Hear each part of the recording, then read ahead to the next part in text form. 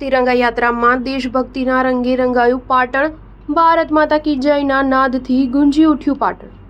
ભારતીય સેનાના સન્માનમાં પાટણ શહેરમાં કેબિનેટ મંત્રી બળવંતસિંહ રાજપૂતે તિરંગા યાત્રાને ફ્લેગ ઓફ કરાવ્યું. પાકિસ્તાન સામે થયેલા વિજયને ઉજવવા પાટણ જિલ્લામાં તિરંગા યાત્રા યોજવામાં આવી. જમ્મુ કાશ્મીરના પહલગામ ખાતે નિર્દોષ પ્રવાસીઓ પર થયેલા આતંકી હુમલાની ઘટના બાદ ભારતીય સેનાએ ઓપરેશન સિંદૂર દ્વારા મા ભારતીને તથા આપણી તિરંગાને અપાવેલા ગૌરવને વધાવવા પાટણના MN હાઈસ્કૂલથી બગવાડા દરવાજા સુધી તિરંગા યાત્રા યોજાઈ હતી, જેમાં પોલીસ વિભાગમાંથી ઘોડેસવારો, DJ બેન્ડ જોડાયા હતા. ભારતીય સેનાના સન્માન માટે આયોજિત તિરંગા યાત્રાને કેબિનેટ મંત્રી બળવંતસિંહ રાજપૂતે ફ્લેગ ઓફ આપી પ્રસ્થાન કરાવ્યું હતું.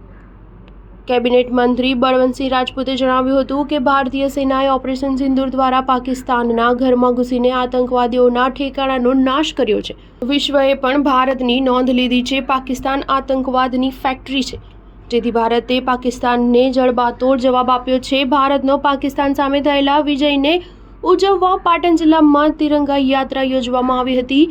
તિરંગા યાત્રામાં જિલ્લા પંચાયત પ્રમુખ હેતલબેન ઠાકોર, सांसद भरत सिंह डाभी, राधनपुर धारासभ्य लविंगजी ठाकुर, पूर्व कैबिनेट मंत्री दिलीपजी ठाकुर, पूर्व मंत्री रजनीभाई पटेल आगेवान, KC पटेल चेयरमैन, स्नेहलभाई पटेल संगठनના પદાધિકારીઓ, વિવિધ NGO, શાળા કોલેજોના વિદ્યાર્થીઓ, NCC કેડેટ્સ, શિક્ષકો, તબીબો, વ્યાપારીઓ સહિત મોટી સંખ્યામાં શહેરીજનો જોડાયા હતા. Star news 7 Patan. જે લોકોએ આપણા વીર જવાનોએ, આર્મીએ અને અનેક પ્રકારે બધાએ ભેગા થઈને જે રીતે આ દેશની અંદર એમ કહેવાય એકતાનું સૂર આજે જે રજૂ કર્યું હતું અને જે ભારતનો વિજય થયો છે, અને આ વિજય રૂપે આજે પાટણ જિલ્લાની અંદર એના સમર્થનમાં એક જબરજસ્ત યાત્રા નીકળી છે.